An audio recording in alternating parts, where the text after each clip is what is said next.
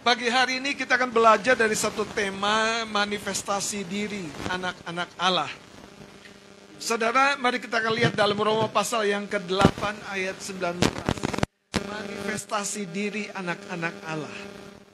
Saudara, kita bisa menerima sebuah identitas, kita bisa menerima sebuah predikat, tapi berbicara tentang hidup kita dijalani sesuai dengan identitas tersebut, itu cerita yang berbeda. Kenapa, saudara? Sama seperti kalau Anda seorang pekerja bangunan, lulus dari sebuah perguruan tinggi teknik sipil, Anda mengerti yang namanya konsep membangun gedung dan lain sebagainya. Tetapi ada sebuah proses yang tidak bisa dilompat atau di-skip, diabaikan, dan Anda tolak. Pokoknya aku mau jadi orang hebat sebagai seorang yang mengerti bagaimana caranya membangun sebuah gedung. Tidak bisa, saudara. Pembelajaran lapangan tetap selalu perlu, katakan haleluya. Karena itu kalau Anda sedang mengalami sebuah pembelajaran lapangan, Anda berhadapan dengan masalah, itu katakan pembelajaran lapangan. Kalau Anda menghadapi setan secara langsung di keluargamu, katakan itu pembelajaran lapangan. Alkitab boleh Anda hafal luar dalam dari Kejadian sampai Wahyu. Tapi pembelajaran lapangan tidak bisa Anda abaikan. Dan Anda bilang, Pak Pendeta aja yang hadapi setan. Nggak bisa. Pak Pendeta aja yang menghadapi semua masalah-masalah yang aku sedang hadapi. Atau pemimpin rohani Anda. Nggak bisa. Yesus bahkan berkata, kita, bukan hanya saya, kata Tuhan, kita harus mengerjakan pekerjaan. Pekerjaan siapa? Bukan pekerjaan Yesus, bahkan pekerjaan yang mengutus Yesus, yaitu pekerjaan Tuhan. Manifestasi diri anak-anak Allah. Itu sebabnya sebuah pertanyaan besar. Apakah identitasmu sudah dimanifestasikan di dalam keluargamu, dalam pekerjaanmu, dalam hubunganmu, dalam kesehatanmu? Saudara, kalau Anda berkata, aku anak Tuhan, aku anak Allah, itu artinya memang Tuhan mengkaruniakan sebuah identitas. Tapi kalau Anda habis gagal, habis marah, rasanya tidak mampu berdoa dengan penuh iman. Karena itu di jiwa kita selalu ada jejak-jejak yang harus kita koreksi. Di jiwa kita, di batin kita ada jejak-jejak langkah manusia lama yang menghalangi manifestasi diri kita sebagai anak-anak Allah.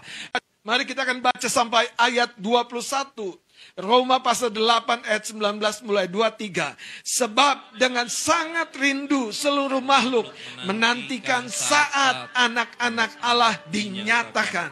Karena seluruh makhluk telah ditaklukkan kepada kesia-siaan. Bukan oleh kehendaknya sendiri, tetapi oleh kehendak Dia yang telah menaklukkannya. Tetapi dalam pengharapan, karena makhluk itu sendiri juga akan dimerdekakan dari perbudakan kebinasaan dan masuk ke dalam kemerdekaan, kemuliaan anak-anak Allah. Saudara, lihat ayat ini. Makhluk di muka bumi ini menantikan kita mengalami kemerdekaan, kemuliaan. Sehingga ketika kita mencapai kemerdekaan, kemuliaan, kita menjadi anak-anak Allah yang, saudara, merefleksikan, menyatakan kembali Allah adalah Bapa kita. Dan makhluk-makhluk yang tertawan dalam kebinasaan itu ikut bersama dengan kita dalam kemerdekaan kita atas kebinasaan, atas kefanaan. Silakan duduk, Bapak Saudara. Sekali lagi ayat 19 ini berkata, sebab dengan sangat rindu. Ini sebuah gelora yang mungkin tidak terdengar. Tapi Alkitab dengan jelas dikatakan, seluruh makhluk dengan sangat rindu. Ada gelora yang sangat besar yang menantikan Anda berlari. Salami kanan kirimu, katakan, ayo berlari menuju kemuliaan yang Tuhan sudah sediakan sebagai anak-anak Allah. Beri tepuk tangan bagi Tuhan Yesus. Saudara, kalau hari ini kita masih ditaklukkan oleh berbagai-bagai masalah, berbagai-bagai keadaan. Saudara, kata manifestasi itu artinya sesuatu yang dimunculkan, dinyatakan. Jadi sebelumnya ada tersembunyi di dalam. Anda memegang satu biji tomat. Anda percaya di dalam satu biji itu, satu biji tomat yang tidak sengaja Anda lempar ke tanah yang gembur, Anda lempar dan jatuh ke tanah yang lembab, tiba-tiba memunculkan kecambah pohon tomat. Tapi apakah kecambah pohon tomat itu akan segera berbuah tomat? Ada proses, betul? Katakan ada proses. Kasih tahu kanan kirimu, hidupmu harus berproses. Saudara, Anda tidak pernah dilihat oleh setan, oleh dunia ini, sejak Anda terima Kristus sebagai anak-anak dunia lagi.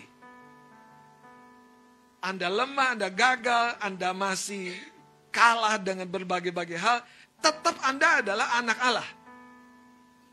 Masalahnya, identitas diri kita itu belum dimanifestasikan. Makanya satu biji kecil, Yesus mengambil contoh biji sesawi.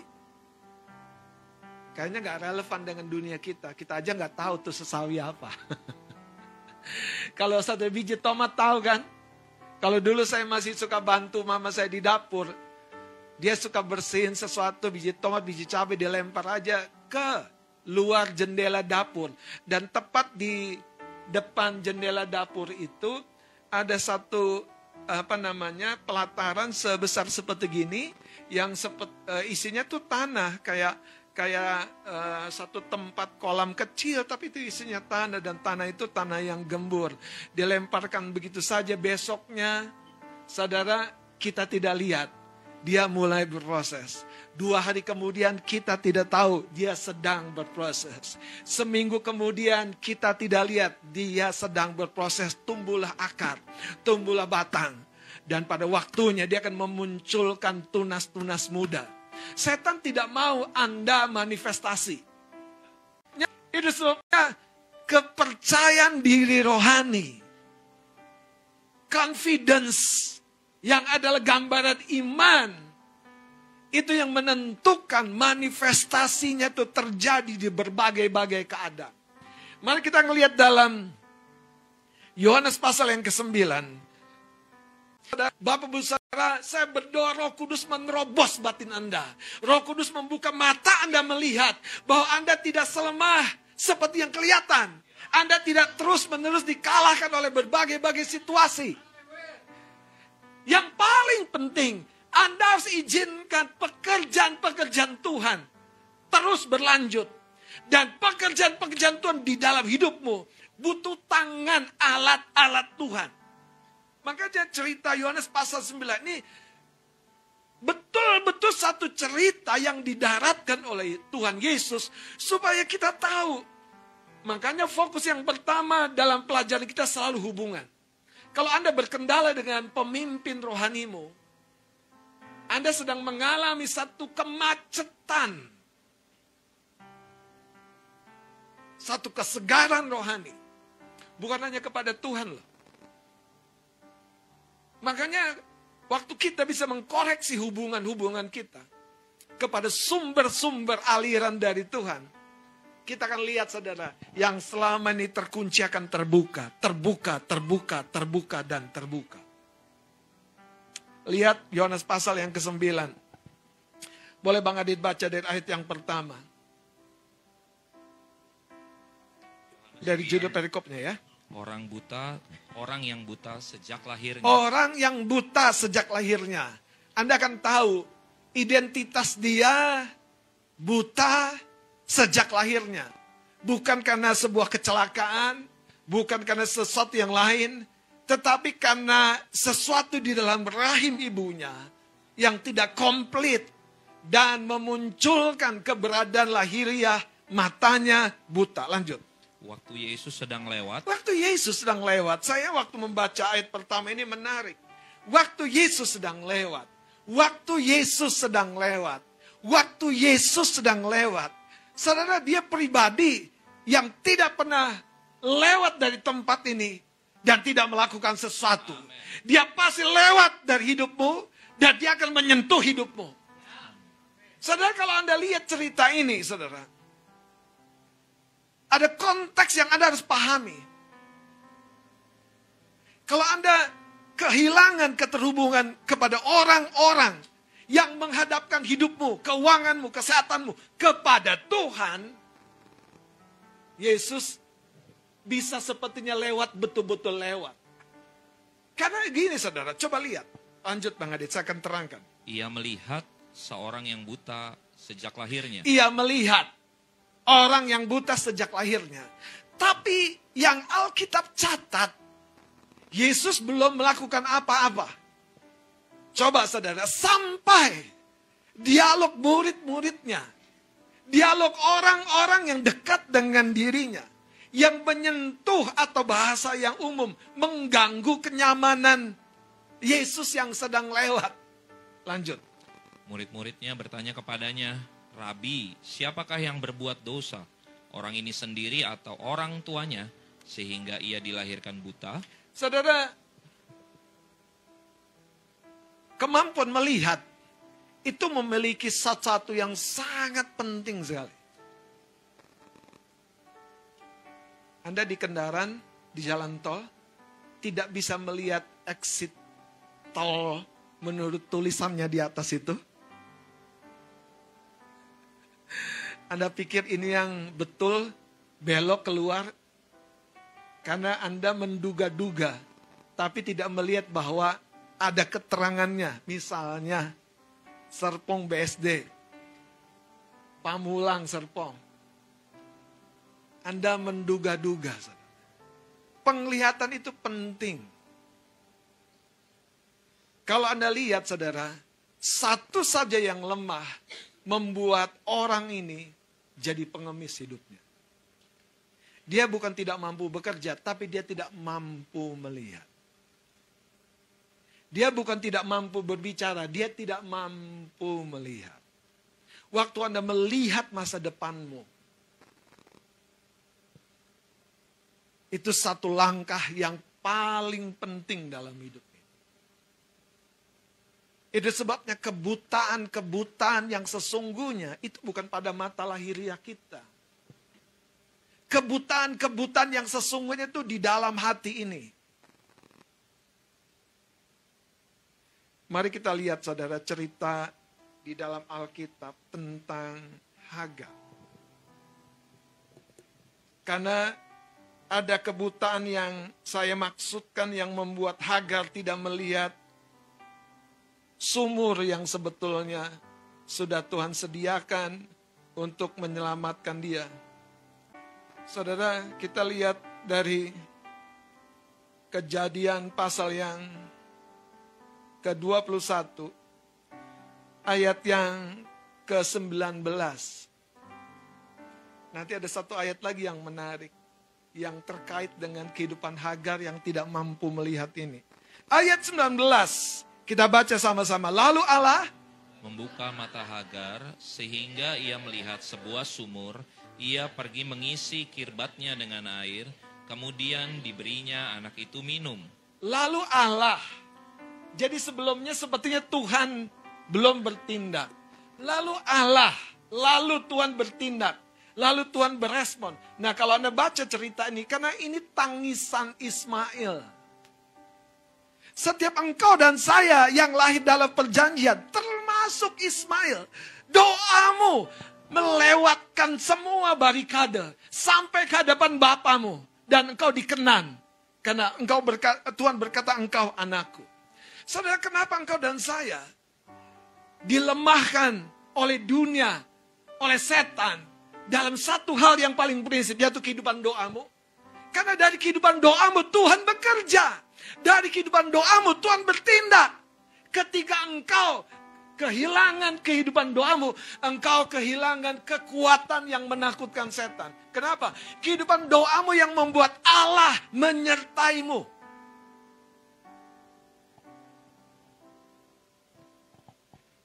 Hari ini banyak orang mengabaikan kehidupan doa karena kesibukan, karena rutinitas. Hari ini banyak orang, anak Tuhan mengabaikan kehidupan doa karena agenda kerja. Saudara, saya suka bilang, kalau Tuhan izinkan kau sakit perut, kau bisa kerja nggak? Yang suka ngebut naik motor, Tuhan izinkan matamu kelilipan. Masih teruskah kita ke kantor? Nggak usah gitu deh. Tuhan izinkan ban motormu gembos. Haleluya. Terus apakah Anda nggak baca? Tuhan, ini bukan sekedar ban gembos ini. Aku tadi pagi belum menyapa engkau dalam sebuah ruang dan waktu yang patut aku lakukan. Anda mau bilang Anda kekasih Tuhan? Anda mau bilang apa dirimu kepada Tuhan? Anda mau bilang, I'm the friends of God? Sementara yang hilang adalah sebuah fellowship, sebuah kedekatan.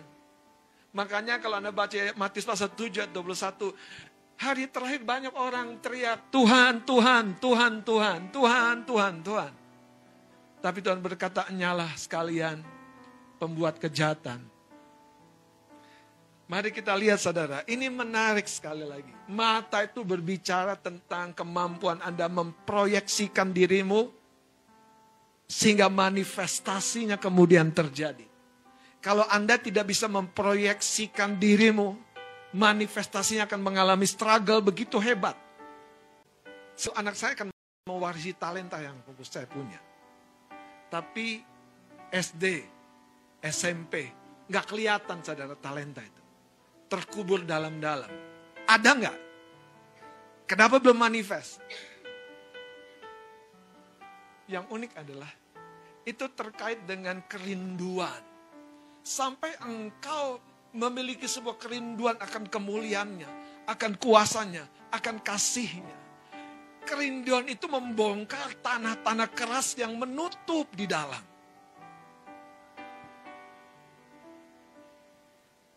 Kerinduan itu membuat engkau ada di bait Allah seperti Yesus usia 12 tahun, 3 hari.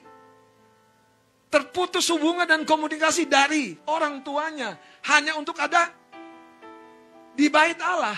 Karena itu saudara pernah nggak tergelitik kalau Anda nyanyi, lebih baik 1 hari. Jangan-jangan setan bilang, omong kosong. Bener loh. Ya nggak, kadang-kadang orang Kristen kan indah banget lagunya. Lebih baik 1 hari. 2 jam aja udah nggak betah. Kemana? Haleluya, colek kanan kirimu. Mau kemana habis ini? Mau di mana kita habis ini? Saudara, rumah Tuhan itu dengan kasih. Bukan hendak mendapatkan, hendak memberi. Sacrifice. Sacrifice. Sacrifice. Sacrifice. Sacrifice. Dan itu butuh energi memang. Kalau Bapak Ibu Saudara tempatmu jauh, ingat cerita ini. Pengorbananmu berharga, bernilai, berbau harum di hadapan Tuhan. Anda naik turun kendaraan, Anda harus bersemangat seperti Daud berkata, aku berlari-lari mendahului orang-orang yang dalam keramaian menuju rumah Tuhan. Kerinduan itu membongkar tanah-tanah yang keras. Sampai satu titik, Samuel memunculkan yang dulu di mana saya mulai. Kerajinan gitar. Dan itu memunculkan apa yang memang dia warisi tanpa dia lihat. Apakah Anda tahu? Anda mewarisi begitu banyak yang Anda belum lihat. Tapi masalahnya di mana warisan itu? Anda perlu mengalami cerita Yohanes 9 ini. Pekerjaan-pekerjaan Allah, proyeknya Tuhan yang membuat Anda manifestasi. Makanya dalam cerita ini Anda harus ngerti. Proyek itu dikerjakan karena sebuah proyeksi. Proyek itu dikerjakan karena sebuah proyeksi. Tanpa sebuah proyeksi pameran, kita nggak undang-undang orang, kita nggak ajak orang ikutan. Tanpa sebuah proyeksi, sebuah pameran, kita nggak bikin kesibukan segala macam, sampai bikin stan ini, stan itu. Apakah Anda tahu ada sebuah proyeksi kedatangan Tuhan? Ada sebuah proyeksi tentang rumahnya. Makanya waktu Daud punya proyeksi, dia memberikan kepada Salomo semua material yang dia butuhkan, material yang terbaik. Ketika Musa mendapat tugas dari Tuhan membangun kemah tabernakel, ada sebuah proyeksi yang melahirkan proyek di muka bumi. Saudara, sudahkah kita tahu, hidup kita harus terus dalam proyeknya Tuhan.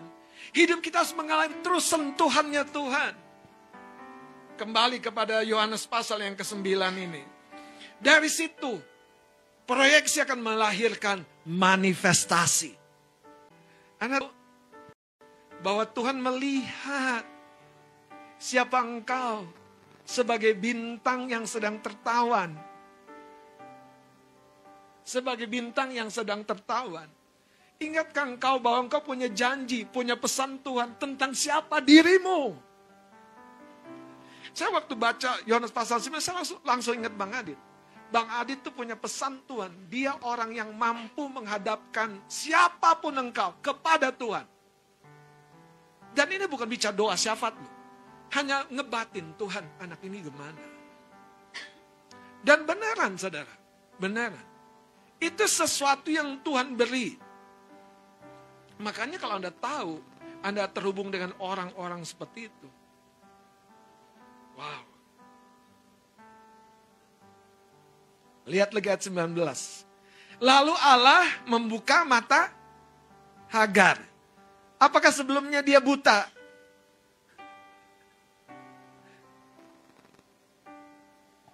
Jangan-jangan kita lewat.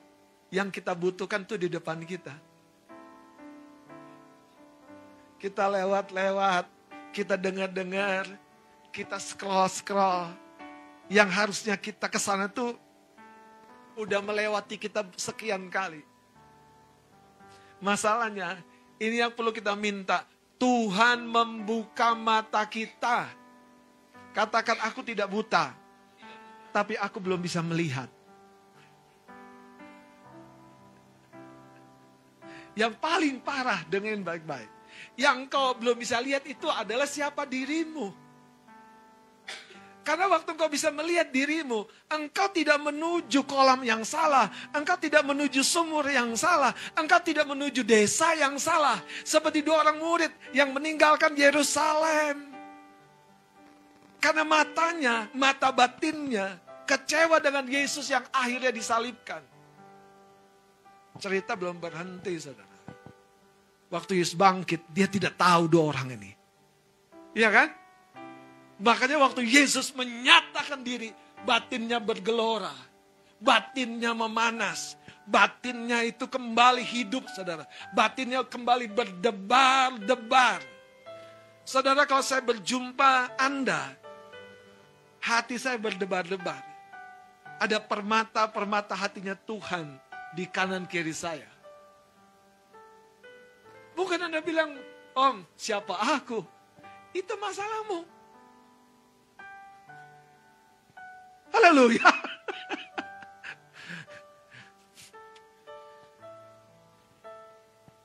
Saudara, waktu kami naik Toyota Rush, kami sudah membayangkan expander. Ini manifestasi lahiriah, saudara. Dan proyeknya mulai muncul. Ibu Gembala scroll, cari iklan. Di mana ada expander, siap diderek ke rumah. Dilihat kanan, dilihat kiri, ada yang jauh banget.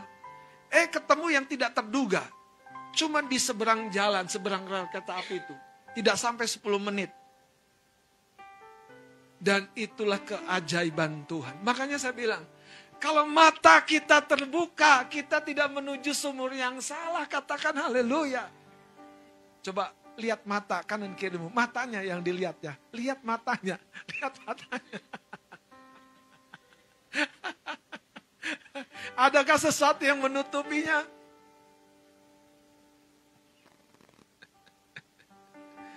Ibu gembala sampai dapat mimpi ada seseorang pakai kacamata hitam di depan saya.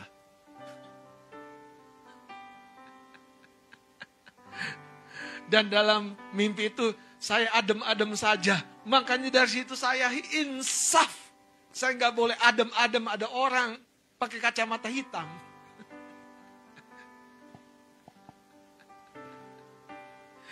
Kembali kepada ayat ini.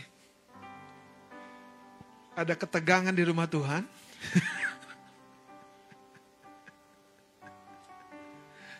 Apa yang Anda lihat sebagai sebuah proyeksi tentang dirimu?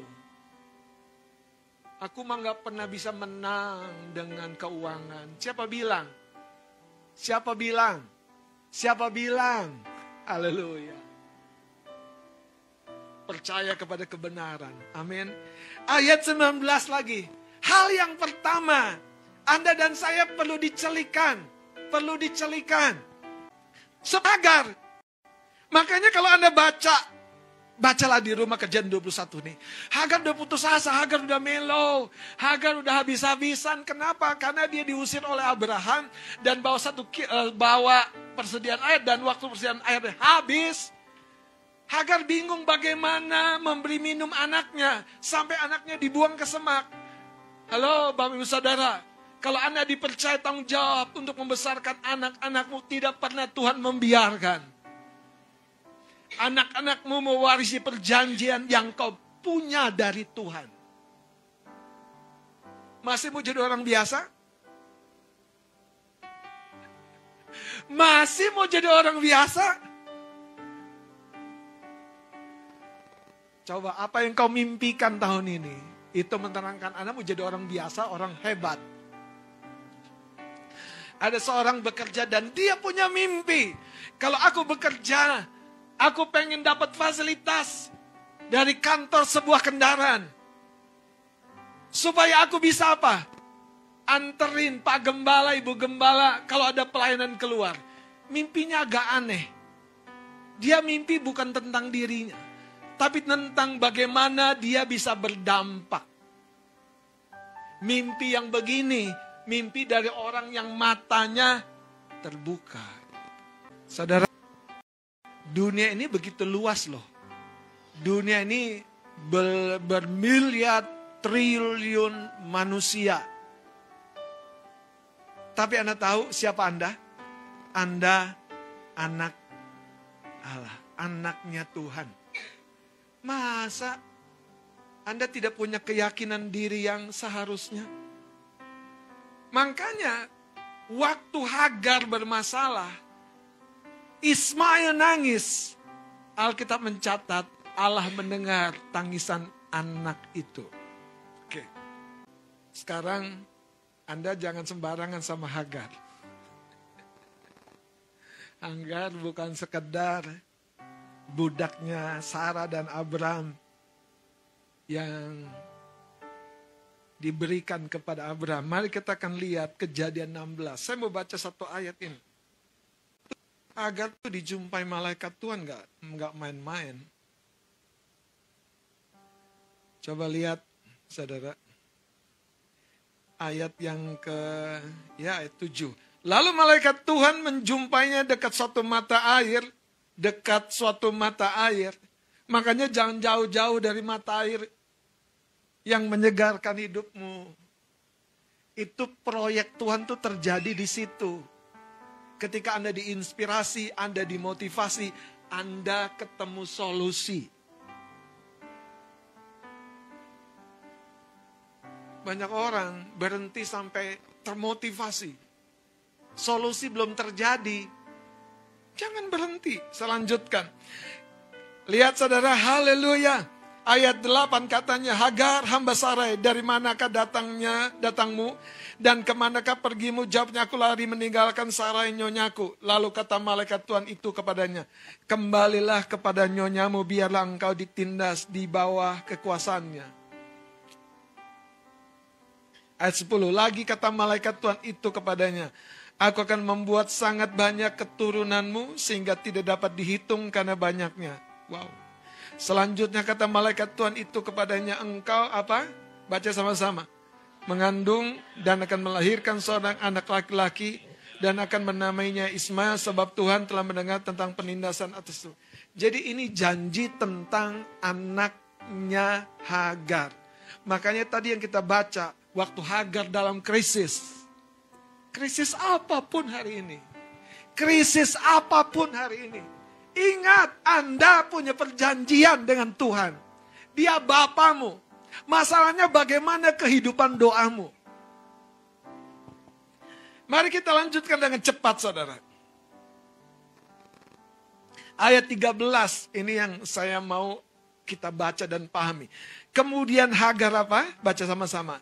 Menamakan Tuhan yang telah berfirman kepadanya itu dengan sebutan, Engkaulah El Roy, sebab katanya, bukankah di sini kulihat dia yang telah melihat aku? Dia El Roy.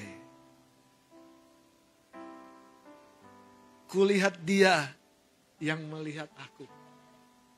Sayangnya, ini yang saudara kita harus hayati. Waktu kita tidak atau kekurangan kemampuan untuk melihat dia yang melihat kita akan hilang jalan. Makanya Tuhan itu setia kepada Hagar. Amin. Kembali kepada Yohanes pasal 9. Saudara dengan cepat lanjutkan ayat 2. Saya mau bicara tentang penglihatanmu jadi buta. Itu salah satunya dari tempat di mana Anda tumbuh. Ya, ini menarik ayat 2-nya. Murid-muridnya bertanya kepadanya, Rabi, siapakah yang berbuat dosa? Orang ini sendiri atau sehingga ia dilahirkan buta? Jawab Yesus. Baca sama-sama. Bukan dia dan bukan juga orang tuanya, tetapi karena pekerjaan-pekerjaan Allah harus dinyatakan.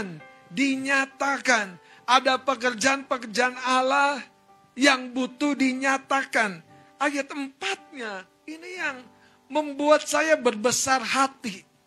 Karena proyek Tuhan sudah diwakilkan kepada hamba-hambanya di muka bumi. Lihat ayat 4, baca 2-3. Kita harus mengerjakan pekerjaan Dia yang mengutus aku selama masih siang. Akan datang malam di mana tidak ada seorang pun yang dapat bekerja. Saya baca sekarang ayat 6. Setelah ia mengatakan semuanya itu, jadi Anda baca lagi itu ada sebuah pengajaran yang lebih dalam lagi. Setelah ia mengatakan semuanya itu, ia meludah ke tanah dan mengaduk ludahnya itu dengan tanah, lalu mengoleskannya pada mata orang buta tadi. Coba Anda tanya dong, kenapa Tuhan pakai metode yang aneh? Meludah ke tanah, mengaduk tanah, kemudian mengoleskan tanah yang di dalamnya ada ludah itu ke mata orang yang buta dari sejak lahirnya. Kenapa dia tidak tumpang tangan saja? Kenapa dia tidak berfirman saja? Saudara, ternyata inilah yang dimaksud. Proyeksi akan melahirkan pekerjaan. Makanya kalau Anda tidak bisa memproyeksikan dirimu seperti yang Tuhan maksud, tidak mungkin terjadi manifestasi.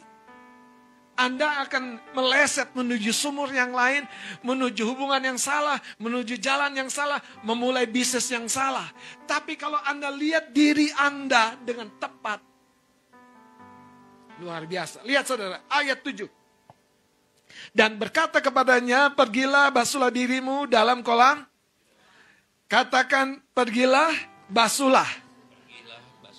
Jadi kita perlu membasuh diri kita. Itu yang kita perlukan ketika firman membasuh. Mata kita akan semakin tajam melihat. Kita akan seperti Hagar yang melihat sumur yang sebetulnya ada dekat kita. Dan sumur itu berbicara tentang tempat perjumpaan, tempat bisnis, tempat fellowship. Sumur itu tempat di mana kita berkomunitas. Saudara, Tuhan Yesus berkata, pergilah basuhlah dirimu dalam kolam Siloam. Tidak sembarangan kolam. Dia sendiri Alkitab mencatat, Siloam artinya yang diutus. Ini sebabnya kalau kita tahu kepada seseorang yang diutus oleh Tuhan, dan ketika kita mendengar perkataan-perkataannya, mata roh kita akan mulai terbuka dalam sebuah ketajaman dan kedalaman yang akan membuat setan kehilangan langkah untuk menjeratmu. Yang coba bayangkan kalau di dunia ini ada orang yang mengenali kita menurut wujud fisik kita. Makanya di dalam batin kita harus bergelora kebenaran. Saudara, Yesus saja tidak melewatkan satu orang buta ini. Padahal kita mencatat ketika Yesus lewat. Tapi dalam prosesnya ada murid-murid. Berbahagialah kalau pemimpinmu adalah pendoa syafaat. Engkau tidak pernah akan dibiarkan oleh Tuhan. Ada orang yang menghadapkan proyekmu, pekerjaanmu, kesusahanmu, pergumulanmu. Dan Tuhan seperti cerita nih, akan bertindak kepadamu. Lihat ayat 8, tetapi tetangga-tetangganya dan mereka yang dahulu mengenalnya. Saudara, dulu harus berbeda dengan siapa kemudian. Amin. Saudara, saya tuh ternyata orang yang terbentuk dalam sebuah konsep yang bisa dikategorikan miskin. Bukan tentang harta nih, konsep, pemikiran, paradigma. Sampai satu kesempatan, setelah acara-acara kemarin, seorang teman berkata begini, Pak Robert, saya mau memberkati Pak Robert nih. Cuman karena waktu yang terbatas, boleh nggak cari sepatu? Nanti harganya berapa kasih tahu saya. Saya akan transfer. Enak gak? Waktu Anda dikasih WA seperti itu, coba yang muncul harga berapa?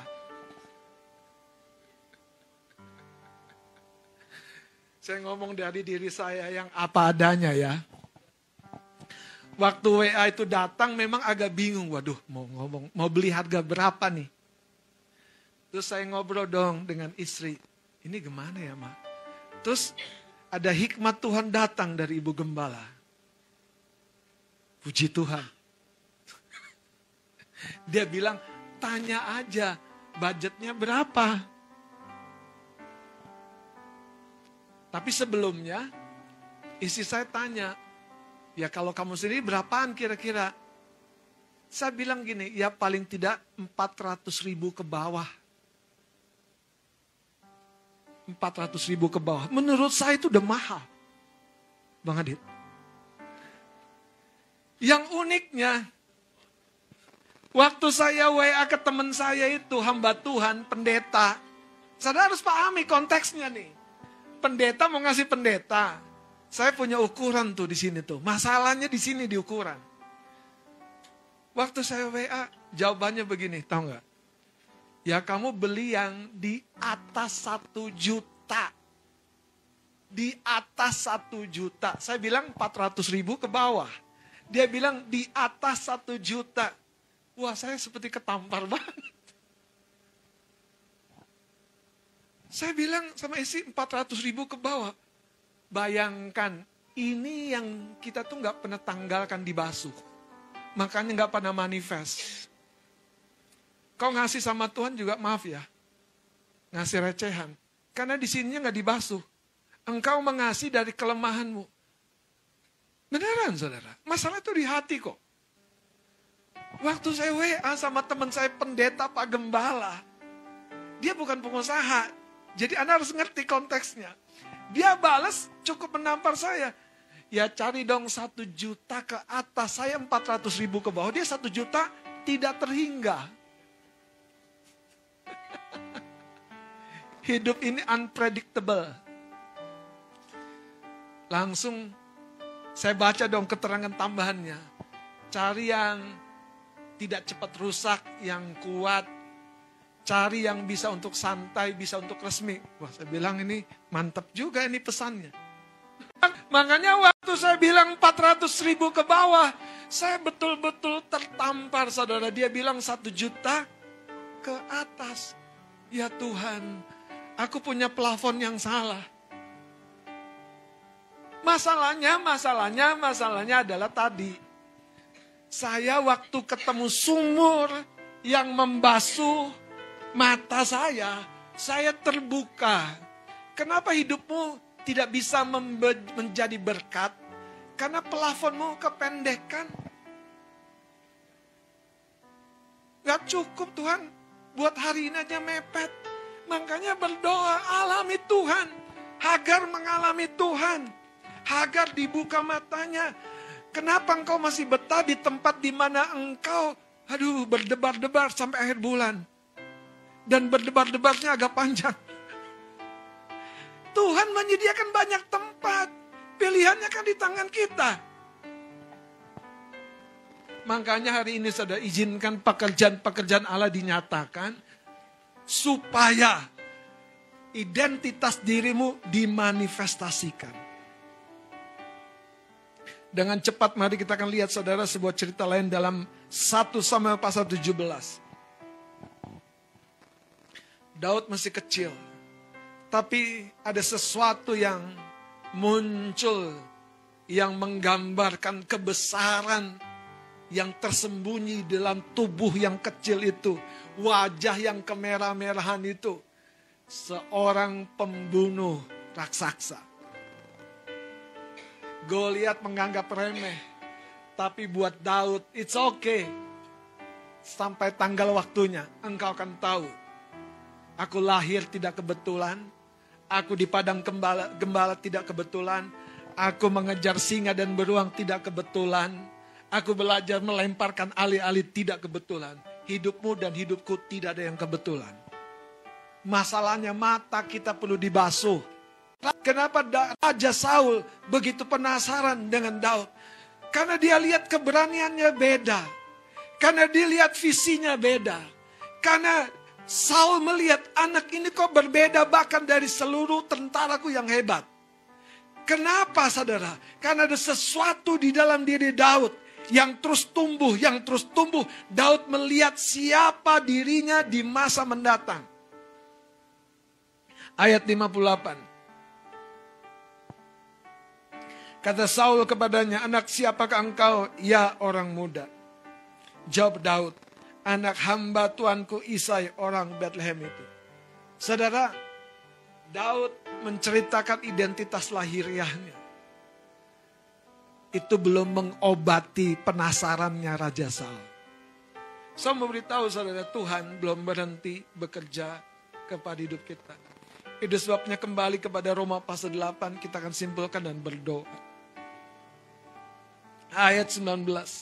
Sebab dengan sangat rindu seluruh makhluk menantikan saat anak-anak Allah dinyatakan. Saat anak-anak Allah dinyatakan. Event, satu waktu, satu agenda anak-anak Allah dinyatakan. Saudara, ini bukan tentang perolehan semata-mata. Tapi ketika Anda menjadi distribusi kerajaan Allah. Anda membagi-bagikan kemakmuran. Anda membagi-bagikan kebahagiaan. Anda membagi-bagikan kesembuhan. Anda membagi-bagikan pengharapan di dalam dirimu yang berlimpah-limpah. Makanya saya mau kasih tahu. Alam rohani ini sedang bergerak, menunggu Anda ketemu orang yang menghubungkan Anda dengan Tuhanmu yang punya perjanjian dengan hidupmu. Saudara, jangan anggap remeh pendoa syafaatmu.